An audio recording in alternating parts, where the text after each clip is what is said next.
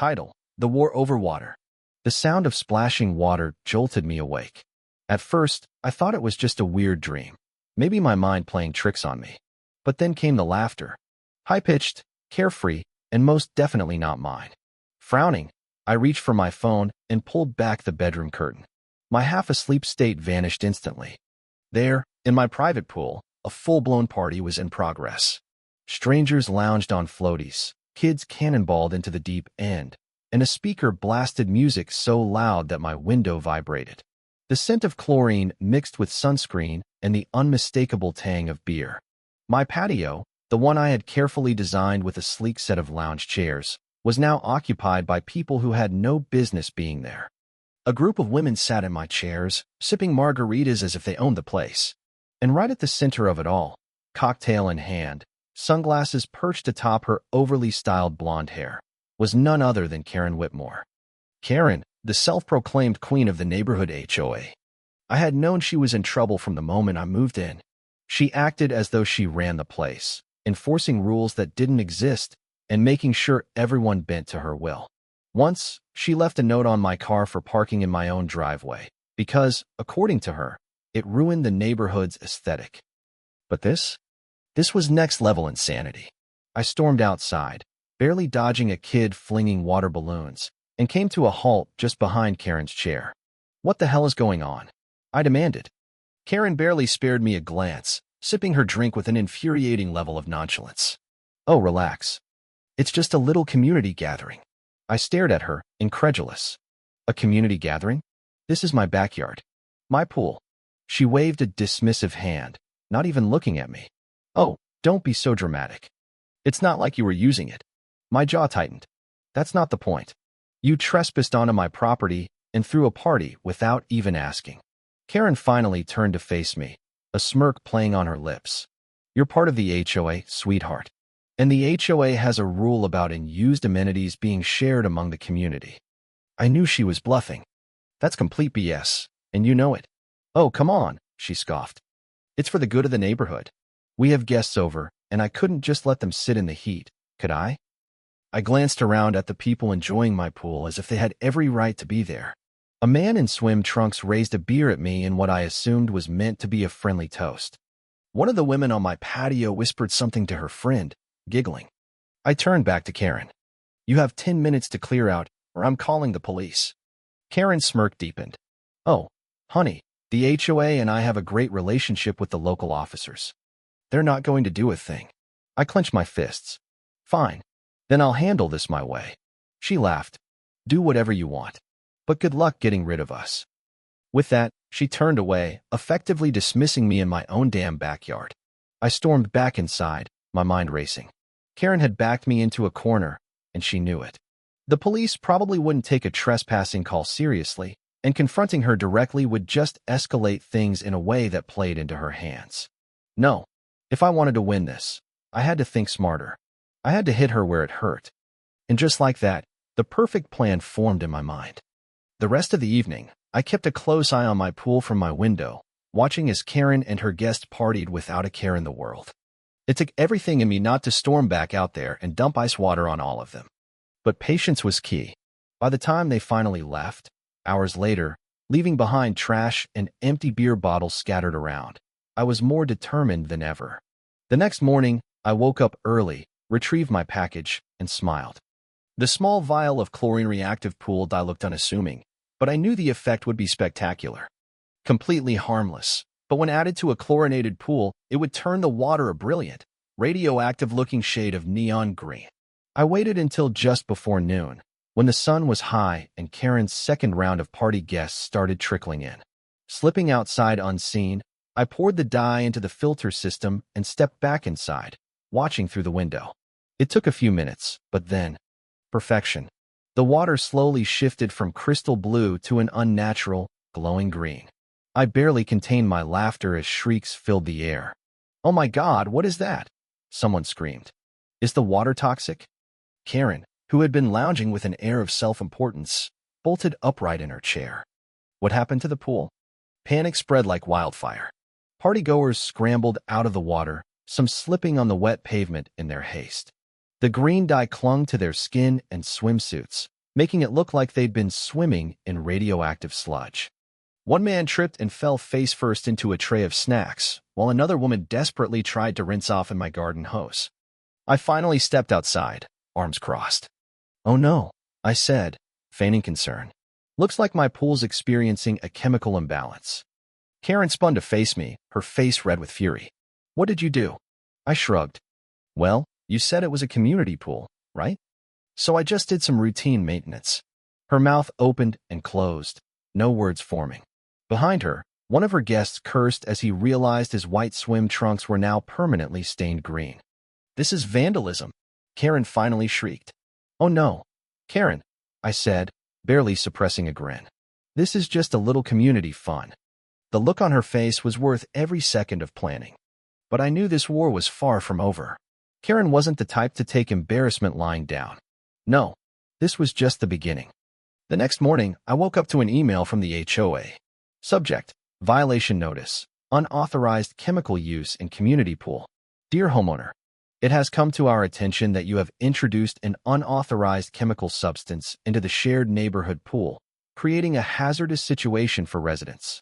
Due to this reckless action, you have been issued a fine of $500. Please remit payment immediately to avoid further consequences. Best, HOA Board. I nearly laughed out loud. The audacity. They had used my pool, trashed my property, and now they were fining me for it? Oh, this was war. Oh, this was war. I wasn't about to sit back and let Karen and her power-hungry HOA cronies fine me for my own damn pool. If they wanted to fight, they were going to get one. I fired off a response to their ridiculous email. Subject: Violation Notice. Unauthorized chemical use in community pool. Dear HOA Board, please provide official documentation proving that my privately owned pool is considered a shared neighborhood pool. If the HOA wishes to claim ownership over my property, I will be happy to forward this matter to my attorney. Furthermore, I have extensive video evidence of multiple HOA members, including Karen Whitmore, trespassing on my property without permission. I assume this fine was a clerical error, and I look forward to your prompt removal of this baseless charge. Best regards. The actual owner of the pool in question. I hit send, imagining the board members squirming as they read my response. But I knew Karen wouldn't let it end here. That afternoon, I spotted her marching down the sidewalk, clipboard in hand, knocking on doors. She was rallying support, trying to turn the neighborhood against me. From my porch, I watched her animatedly wave her hands, likely spinning some nonsense about how I was a danger to the community. Some neighbors looked skeptical. A few even rolled their eyes. But others? They nodded along, clearly drinking the Karen Kool-Aid. By the time she reached my house, I was waiting. "Karen," I greeted coolly, leaning against my doorframe. She didn't waste time. "I've spoken with multiple homeowners who agree that your behavior is a direct violation of community standards." I raised an eyebrow. Which community standards would those be?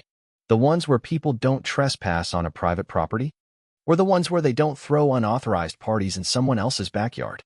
She huffed, flipping her clipboard around to show me a printed document. "We're proposing an emergency HOA amendment to allow for reasonable community use of underutilized private amenities." I nearly laughed.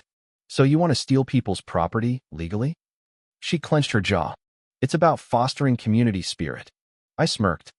"No, it's about you not getting what you want." She folded her arms. "Oh, I think they'll vote for it." I scoffed. "No one is going to vote for this." "Oh, I think they will," she shot back smugly. "Especially when I remind them that you're a danger to the neighborhood, using dangerous chemicals, creating unsafe environments." I exhaled sharply. "Karen, let me be very clear. If you or anyone else steps foot on my property again without permission, I will press trespassing charges." She blinked. For the first time, something in her expression flickered, hesitation. But she quickly recovered, flipping her hair over her shoulder. "We'll see what the community decides." With that, she turned on her heel and strutted away. That night, I doubled down. I knocked on doors, talking to neighbors Karen had harassed me over the years. Turns out, there were a lot. "Oh, I hate Karen," one neighbor admitted, arms crossed. "She tried to fine me for having the wrong shade of beige on my front door. She's tried to rewrite HOA rules before," another said. always for her own benefit. By the end of the night, I had more than enough support to counter whatever nonsense Karen was trying to pull. But I wasn't stopping there. I spent hours digging through the HOA bylaws, searching for a way to shut her down permanently. And then, I found it. Karen wasn't even a homeowner. She was renting. That changed everything. Armed with this new information, I went to bed with a grin. Because tomorrow, at the next HOA meeting, I wasn't just going to fight back. I was going to end her reign for good. The next morning, I woke up to next-level Karen pettiness. My front yard was littered with HOA violation notices. Half of them were duplicates, citing nonsense like failure to maintain a uniform aesthetic, unauthorized modifications to community property, willfully disturbing the peace with hazardous substances. That one made me laugh. Karen was working overtime, but it didn't stop there. By noon, I had received 3 separate calls from supposed concerned neighbors, all suspiciously echoing the same talking points. You're a troublemaker. You've endangered the community. You should just apologize and make things right. As if Karen hadn't thrown a full-blown, unauthorized party in my backyard. Then came the cherry on top. I stepped outside to check my mail, and there she was, Karen, standing on my lawn, arms folded, watching me like a hawk. I smiled. Morning. I'm giving you one last chance, she said, her voice tight with restrained anger. Retract your complaint. Apologize to the HOA, and this will all go away. I looked around dramatically. I don't see the HOA here. Just you. Her eye twitched. I am the HOA. No, Karen, I corrected. You're on the HOA. Big difference. Her lips pursed. You think this is a game, don't you? I shrugged.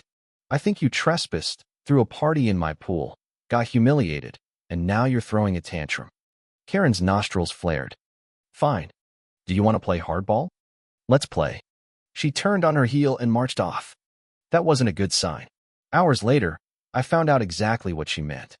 She had escalated beyond petty notices. She had filed a formal complaint with the city about my property, claiming my pool was a hazardous waste zone due to chemical contamination. This wasn't just HOA nonsense. If the city got involved, they could fine me, force unnecessary inspections, and even temporarily shut down my pool. I had officially underestimated her insanity. Sure enough, a city inspector actually showed up at my door, clipboard in hand, looking vaguely apologetic. I'm just here to do a routine check, he said. I led him to the backyard, already anticipating the outcome. Within minutes, he confirmed what I already knew. Yeah, this is just normal pool water, he said, shaking his head. Whoever filed this report either doesn't know what they're talking about, or was being deliberately misleading. I'm betting on both, I muttered. He sighed, making some notes. I'll be filing this as an unnecessary complaint. Shouldn't affect you at all. That was a relief, but it still made my blood boil. Karen had actually wasted city resources just to harass me. I wasn't letting this slide. I called my lawyer. Let's take her down. Karen had pushed too far. Filing a bogus complaint with the city? Wasting government resources just to make my life hell? That was the final straw. I sat down with my lawyer the next morning, laying out every single piece of evidence I had. The trespassing footage, the unauthorized party, the fake HOA violation notices. And now, the city complained that had resulted in a pointless inspection. This is more than HOA nonsense, my lawyer said, flipping through the files. This is harassment. We can file a cease and desist, but if she keeps pushing, we can escalate to a restraining order. I grinned. Let's do it. By the afternoon, the formal cease and desist letter was drafted and sent to both Karen and the HOA board. The message was clear. Any further harassment would result in legal action. All bogus fines and complaints must be revoked immediately. The HOA had no legal authority over my property. That should have been the end of it. But Karen? She wasn't the type to accept defeat. The next HOA meeting was standing room only. Word had spread about Karen's antics, and for once, the entire neighborhood seemed to care. Karen sat at the front, her usual smug expression plastered across her face. But as soon as I walked in, holding my lawyer's letter, her confidence wavered. The HOA president, a tired-looking man named Greg, cleared his throat. We have a serious issue to discuss today regarding neighborhood conflicts. Karen was already reaching for her microphone. Yes, and I'd like to. I raised a hand. Actually, Greg, before we begin, I'd like to submit a formal request to remove Karen Whitmore from the HOA board. Karen's mouth fell open. Excuse me. Gasps rippled through the crowd. Greg blinked. On what grounds? I placed a stack of documents on the table. Karen has been abusing her position to target homeowners, filing false complaints, trespassing, and fabricating HOA violations for personal vendettas. Oh, and she's not even a homeowner. Dead. Silence. The HOA treasurer, an elderly woman with sharp glasses, leaned forward. Wait, what? I slid a copy of Karen's rental agreement across the table. Karen doesn't own property here. She rents. And according to HOA bylaws, only homeowners can hold board positions. Karen went pale. Greg read the document, his face tightening. Karen, is this true? That's irrelevant, she sputtered. I've been dedicated to this community. It's completely relevant, I interrupted. Because not only has she been abusing her power, but she also never had any legal authority to begin with. People started murmuring. Even Karen's usual supporters looked uncomfortable. Greg sighed, rubbing his temples. We'll have to vote on her removal. I second the motion, the treasurer said immediately. It took less than 5 minutes. Karen was voted out unanimously. Her face turned a deep shade of red as she grabbed the microphone. You can't do this. I am the HOA. No. Karen, I said, smirking. You were the HOA. She screamed in frustration, slamming the microphone down and storming out of the room. With Karen gone, the HOA board scrambled to fix their reputation. All of my fake violations? Revoked. The $500 fine? Gone. Neighbors who had been too scared to speak up before finally came forward, airing out every petty rule Karen had tried to enforce. It was glorious. A month later, a for rent sign appeared in Karen's front yard. She was leaving.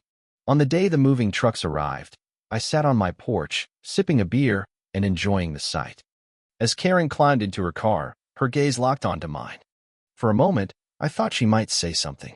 But instead, she just clenched her jaw, slammed the door, and sped away. Victory had never tasted so sweet. To celebrate Karen's departure, I threw a real neighborhood pool party, one where everyone was actually invited. I even served neon green punch as a nod to the infamous chlorine prank. People laughed, relaxed, and finally enjoyed the neighborhood without fear of HOA tyranny. Karen had tried to control everything. But in the end, she was the one who got kicked out. And my pool? It was mine again.